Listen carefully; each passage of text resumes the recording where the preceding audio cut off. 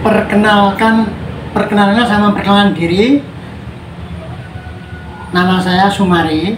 Saya lahir di Gunung Kidul tanggal 8 bulan 9 tahun 1961. Umur saya sekarang sudah 63 tahun.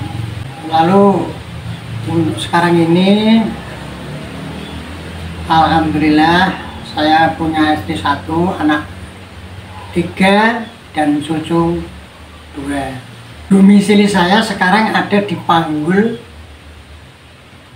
Tengah, Candirejo, Semanu, Gunung Kidul. Pada saat itu saya masih berdomisili di Kelurahan Gari. Terima kasih. Bismillahirrahmanirrahim. Assalamualaikum warahmatullahi wabarakatuh. Alhamdulillahirabbil alamin. Wassalatu wassalamu ala asrofil anbiya'i wal mursalin nabiyina Muhammadin wa ala alihi washabihi ajmain. Amma ba'd. Asyhadu an la ilaha illallah wa asyhadu anna Muhammadan abduhu wa rasuluh. Bapak Ibu beserta semua jajaran, khususnya perguruan tapak suci yang ada di Gunung Kidul yang kami hormati. Perkenankan kami ingin sedikit mengungkap sejarah atau kronologi berdirinya tapak suci yang ada di Gunung Kidul. Namun sebelumnya Bapak Ibu dan semua warga tapak suci, terutama khususnya yang ada di Gunung Kidul, apabila kami dalam memberikan keterangan nanti ada hal-hal yang kurang pas, mohon dimaafkan. Jadi untuk kronologi berdirinya tapak suci yang ada di Gunung Kidul, pertama kali adalah tahun 1980.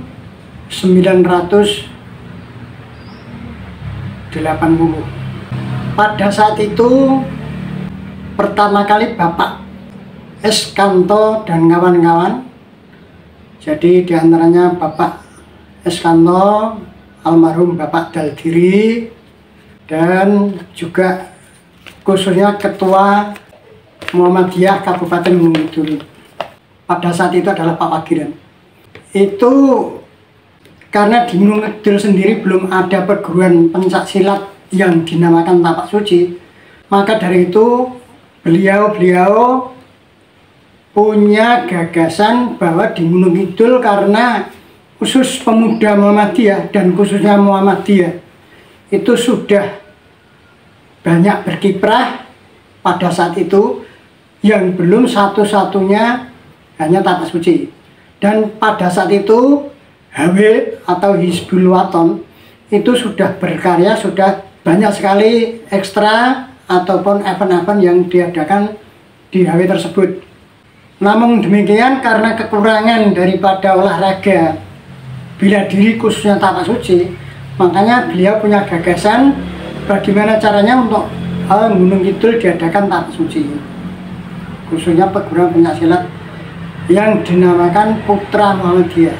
Sebenarnya saya sendiri pada saat itu juga belum masuk dalam perguruan pencaksilat tapak suci. Pada saat itu pengalaman saya masih mengikuti bela diri yang lain, karena gagasan beliau itu adalah menjaring orang-orang Islam yang punya kebakatan, khususnya punya keterampilan bela diri.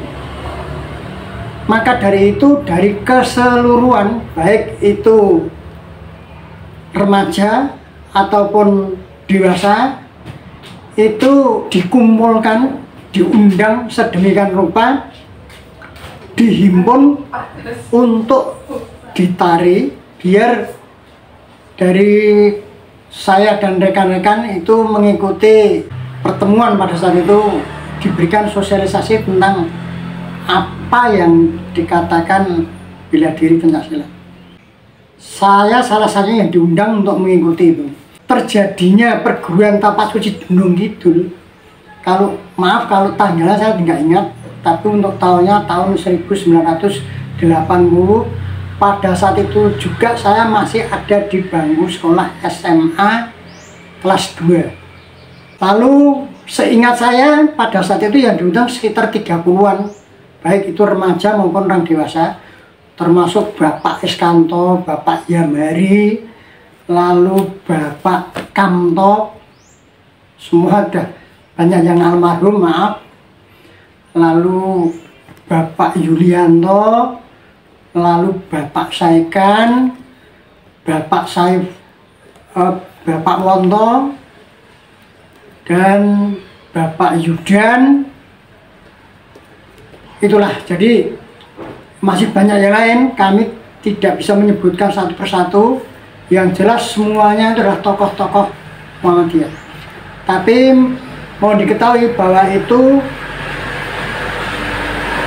orang-orang itu, beliau-beliau itu dari berbagai instansi dan juga berbagai perguruan dari bela diri yang lain.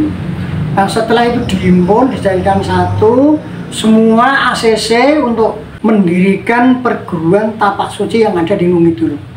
Nah, memang pada saat itu karena kita semua sudah punya dasar bela diri yang lain, nah itu kehendak dari orang-orang pendekar yang ada di Jogja, dia menghendaki mengumpulkan orang-orang Gunung Kidul yang sudah punya pengalaman bela diri yang lain, tapi itu orang-orang kita semua, jadi orang-orang Islam terutama Muhammadiyah.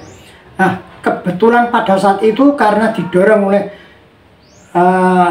bapak-bapak yang sudah dewasa, itu kita semua mengikuti apa yang menjadi program daripada pimpinan Muhammadiyah Gunung Kidul.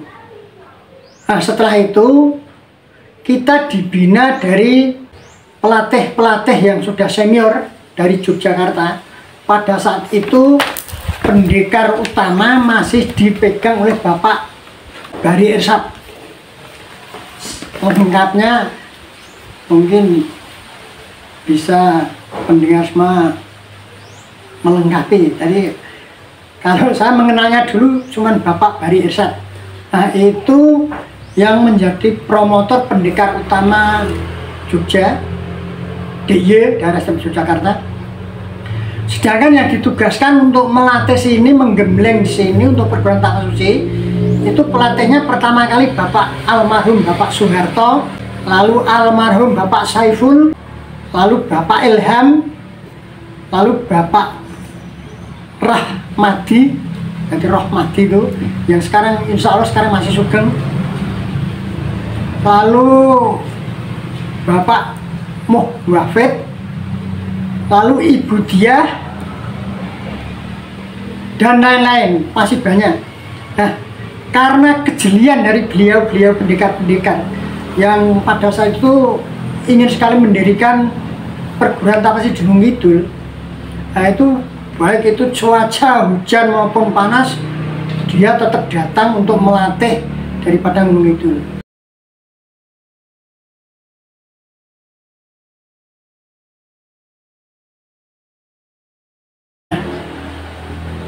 Karena pada saat itu bapak-bapak yang sudah senior itu banyak pekerjaan yang lain seperti di depan, seperti yang menjadi guru atau yang lain.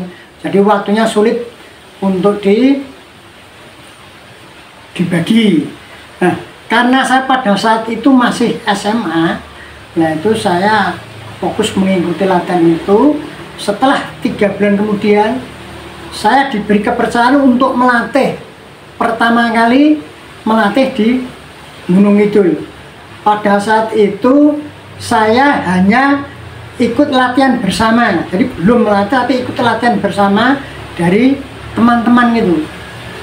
Nah, kalau kita cerita pada saat itu karena mau melatih ya mau tidak mau kita harus latihan bagaimana caranya untuk menjadi orang pelatih. Kalau yang namanya sabuk-sabuk apa pada saat melatih atau melatih berapa itu bukan untuk paduan. Jadi pada saat itu pendekar-pendekar kita yang melatih di sini, yang penting Anda semua itu punya nyali untuk melatih. Masalah sabuk, masalah melatih itu nanti belakang saja. Nah itu pada saat itu seperti itu. Yang penting nanti penjenengan sedaya pakai sabuk kuning, sabuk tapak suci, nah itu sudah berhak melatih. Karena pada saat itu sudah diberi prioritas untuk digembleng secara fisik, digembleng secara teori, itu memang khusus untuk pelatih. Itu jadi kronologinya seperti itu. Nah, lambat laun dengan berjalannya waktu, kami juga ikut latihan di Jogja, di Wonosari. Akhirnya kita sambil mencari namanya tingkatan lah. Jadi tingkatan seperti melatih sabuk kuning, melatih 1, 2, 3, 4, sabuk biru dan sebagainya. Nah, itu.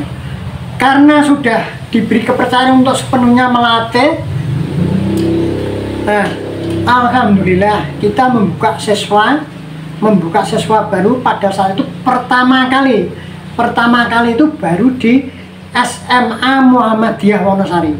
Itu pertama kali membuka ekstrakurikuler, lalu diikuti dengan SMP Muhammadiyah Wonosari. Setelah itu karena yang digembleng itu juga banyak pelatih-pelatih dari berbagai kecamatan, pada saat itu masih kecamatan bukan Kapanewon. Nah itu dari kecamatan Pelayan ada yang dilatih untuk menjadi pelatih, dari Ponjong ada, dari Semano dan lain sebagainya. Nah, semua akhirnya dari sekolah-sekolah Muhammadiyah semuanya ada ekstrakurikuler. Apa yang diulangi dari yang semua sekolah ada ekstra tapak suci?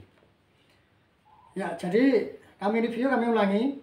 Pertama kali untuk kita latihan di Gunung Kidul, perguruan seni bela diri pencaksilat tapak suci, itu adalah SMA Muhammadiyah Wonosari. Pada saat itu masih kepala sekolahnya Bapak Iskanto AR. Nah, setelah itu terus berjalan, lalu SMP Muhammadiyah mengikuti, dan SPG Muhammadiyah Wonosari. Karena Wonosari sudah berjalan baik, lalu diikuti Pelayan. Yang Gunung Kidul itu pertama kali Wonosari, lalu diikuti Pelayan. Setelah Pelayan itu Ponjong, terus kami sendiri juga buka di Semanu, lalu di Nipar. Dan kami tadi mengatakan bahwa karena bapak-bapak yang dilatih sebagai pelatih, maaf untuk bapak-bapak pelatih yang sudah dilatih itu untuk menangani siswa kan, karena waktunya itu kalau ekstra di sekolah sama-sama pagi itu nggak bisa. Akhirnya saya pada saat itu masih muda, masih SMA, tapi karena terdesaknya dengan keadaan, kami terpaksa untuk meneruskan melatih itu. Jadi saya diberi kepercayaan untuk Gunung Kidul, Bapak Sumari, untuk segera membuka perguruan tapak suci di wilayah-wilayah seluruh Gunung Kidul yang bisa Bapak tangani kan begitu. Setelah itu alhamdulillah kami bisa membuka di mana-mana. Dan pada saat itu karena Gunung Kidul itu yang dianggap tua atau senior, itu ya seperti kalau remaja itu seperti saya. Kebetulan pada saat itu yang remaja itu tidak terlalu banyak, hanya sekitar 3 sampai 5 orang itu yang masih remaja. Itu saya termasuk Pak Sukadi Gading, lalu waduh saya agak lupa ini namanya, maaf. Ini orangnya di Sampi itu Pak, kalau nggak salah Pak Tri ya, Tri. Terus selain itu yang saya mention seperti Pak Daldiri, Pak Yulianto, Pak Saikan, terus semua di depan.